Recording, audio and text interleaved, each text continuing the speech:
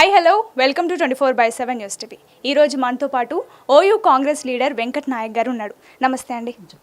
గ్రామ సభలలో పాడి కౌశిక్ రెడ్డిపై దాడి చేయించింది కాంగ్రెసే అంటున్నారు. దీనికి మీరేమంటారు?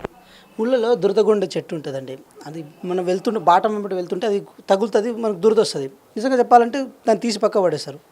నిజంగా చెప్పాలంటే సరే అదృష్టమో దురదృష్టమో ఎమ్మెల్యే అయిండు, విచక్షణ లేకుండా ఎట్లా పడితే అట్లా మాట్లాడుతూ, అంటే ఒక ప్రజలకు ప్రాతినిధ్యం వహించేటప్పుడు ప్రజాస్వామ్యబద్ధంగా రాజ్యాంగబద్ధంగా వ్యవహరించాల్సిన బాధ్యత ఉంటుంది. కానీ తీట పనులు చేస్తే పేరు వస్తుంది, పేరు వస్తే ఏది పై వాళ్ళ చేత మోచేతి నీళ్లు తాగొచ్చన్న కారణం ఏదైతే ఉందో అది పాడి కౌశిక్ రెడ్డి గారు డే 1 నుంచి ఉన్నారు. ఈరోజు ఎవరు కొట్టలు ఎవరు దాడి చేయడం, టమాటాలో గుడ్లో ఇసిరేసినట్టున్నారు.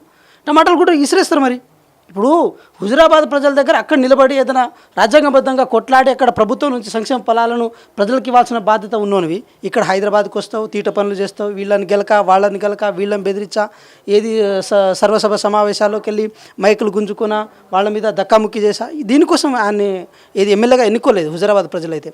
అంటే సొంత ప్రజలకి ఏం చేయలేనోడు రాష్ట్రంలో రాష్ట్ర స్థాయి నాయకుడు అవుతారని చెప్పి ఇంకేదో చేసే ప్రయత్నం చేస్తున్నాం. మేము ఏమంటున్నాం, ఇన్కేస్ ప్రజాస్వామ్యబద్ధంగా ఎవరి మీదైనా సరే దాడి చేయడానికి మేము ఖండిస్తున్నాం. కానీ ఆయన దానికి కాని దానికి గెలుక్కుంటూ కూర్చుంటా అంటే ఎవరో ఒకళ్ళు ఏదో రూపంలో నీ మీద దాడి చేయడానికి సిద్ధపడతారు.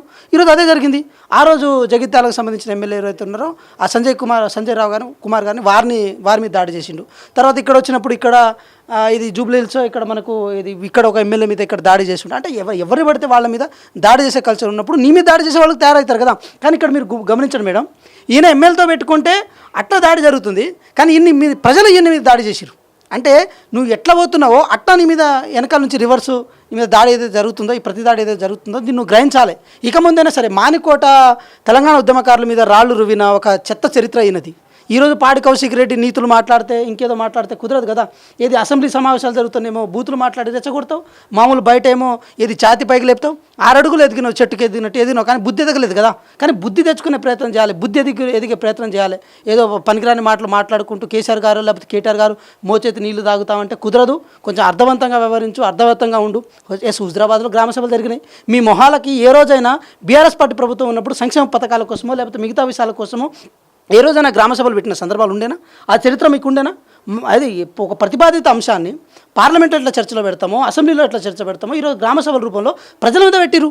రేషన్ కార్డు రూపంలో ఎన్ని వచ్చినాయి, దాంతోపాటు ఇంద్రమ్మ ఇళ్ల విషయంలో ఎంతమందికి అర్హుదారులు ఉన్నారు, లబ్ధిదారులు ఉన్నారు, ఎవరికి రావాల్సి ఉంది, ఎవరికి తీయాల్సి ఉంది అని చెప్పి చర్చ పెట్టినప్పుడు కానీ గ్రామ సభలలో కాంగ్రెస్ పైన వ్యతిరేకత వస్తుంది. ఎందుకంటే తప్పులు దొర్లుతున్నాయి, అధికారులు పట్టించుకుంటలేరు అనే విషయం కూడా వస్తుంది. ఈ విషయం కాకుండా కూడా లేదండి, మీరు ఒకటి ప్రధానంగా గమనించాలి. ఎప్పుడైతే మేము గ్రామ సభల్లో ఒక అంశాన్ని పెట్టినామో మేము డేర్ తీసుకోవడం ఇండికేట్ దట్ ప్రజలు మీ దగ్గర ఇది ప్రతిపాదన పెట్టినాం, ఎవరు పేదవాళ్ళు ఎవరు అర్హులు ఏందని చెప్పి మీరే నిర్ణయించండి చెప్పినాం. అది ఎవరికి సాధ్యమవుతుంది? ఈ డబుల్ బెడ్రూమ్ ఇల్లు కేటాయించడం అంటే ఒక ఎమ్మెల్యే లాబింగ్ చేసుకుంటూ లేకపోతే పైసలు చేసుకుంటూ జరిగే ప్రక్రియ. కార్యకర్తలకు నాయకులు ఇచ్చిన దరిద్రపు ఆలోచన మీకుండే, కానీ మేము ఆ పని చేస్తలేం కదా. గ్రామ సభలో పెట్టినామంటే కార్యకర్తలకు నాయకులకు ఇచ్చుకునే సందర్భం ఉండేనా? ఉండదు కదా, జరగదు కదా. మీరు ప్రధానంగా అర్థం చేసుకోవాల్సిన విషయం కూడా ఇదే. ఈరోజు బీఆర్ఎస్ పార్టీ నాయకులు కూడా మేము ఒకటే అడుగుతున్నాం, గ్రామ సభ పెట్టామంటేనే మేము పారదర్శకతకు ఏది అవకాశం ఇచ్చినట్టు.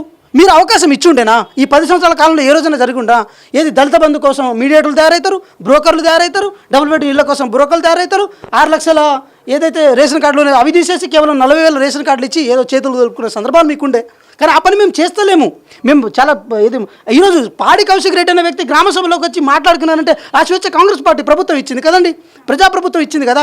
ప్రజల తరపున నువ్వు మాట్లాడే ముందు నువ్వు కూడా ఏం ఆలోచించంటే 10 సంవత్సరాల్లో మీరు పీకి గట్టగట్టింది ఏందో అది చెప్పిన తర్వాత మేమేం చేయాలని అది సజెషన్ ఇస్తే మేము దానికి ఊరుకుంటాం. కానీ ఒకటే చెప్తున్నాం, ఇక్కడ మీరు ప్రధానంగా ఒకటైతే గమనించాలండి, సెన్సిటివ్ అంశాన్ని సెన్సేషన్ చేస్తే దాని ద్వారా వచ్చే పేరుని నా రాజకీయంగా వాడుకుందామన్న భ్రమలో కనుక ఏ నాయకుడు ఉన్నా కూడా ఆయనకు పుట్టగతులు ఉండవు. అది ఎవరైనా సరే, అది ఏ పార్టీలోనైనా సరే అది ఉండదు.